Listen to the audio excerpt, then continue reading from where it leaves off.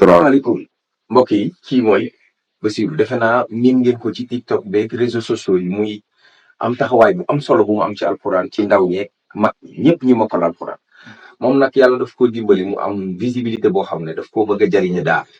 ak ñi mokkal alxuraan moo tax mu demoon casamass Ziguinchor ak lépp li mu ëmb rek daanu fekk fa lu war a tolloo 40 daara bu ci nekk am lompoñ gu mu am yittewoo ay mbaar ñi yittewoo ay wanak ñi yittewoo dara ñu xayma ko ci xaalis mu war a tolloog 50 millions mu def benn fundraising maanaam nit ñi teg seen ñaar téeméer ñi 1000 francs ñi 2000 ñu dajale ci ba yàlla dimbali ko mu war a am lu tolloog 25 millions ak lu ko ëpp léegi nag am na daara yu ñu jot a tàmbali mu des nag beneen partie bi ñooña di xaar li ci des daanaka bareetul fu lamboon sa gafa yenn junni dugal ko ci daara lu fa mokk yàlla mën na la ci ubbil ay buntu wërsëg nga am ci tiyaabam dut fay moom moo waral bi mu ñëwee wax ma ko ma ni ko nañ ko wax ci réseaux sociaux yi waaye nañ ko wax ci télé bi yéen it ngeen jàpp ci numéro de téléphone bi muy waaj a joxe moom moo leen di dimbale ci Wave wala Orange Money wala ci plateforme yëpp mbaa bu ngeen doxee ba dajeeg moom ngeen tibbali seen wërsëg attan te ngeen yéene ko daara wala alquran ngeen ko lii ñoo ko jàpp ci liggéey te lépp lu mu ci def nag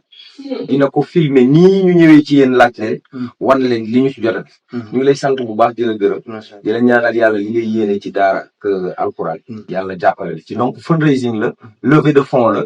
1000 francs 500 loo waaye am rek mën na si bokk joxe ko si numéro bi sëñ Bass am na ay lien yooyu mën a wax wala fan lañ mën a jaar pour joxe xaalis bi. ok amul benn mooy numéro yooyu nga xam ne dañ ko faral di joxe. bi ci njëkk mooy 77 650 25 28.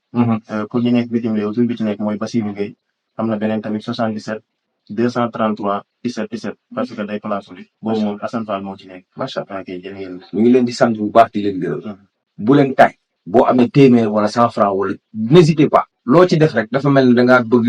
tabax daara entièrement amoo ko waaye sa wërsëg fii la toll bul xeeb bul yéem parce que buñ koy xaar ci ay autorité wala te mu yi yàgg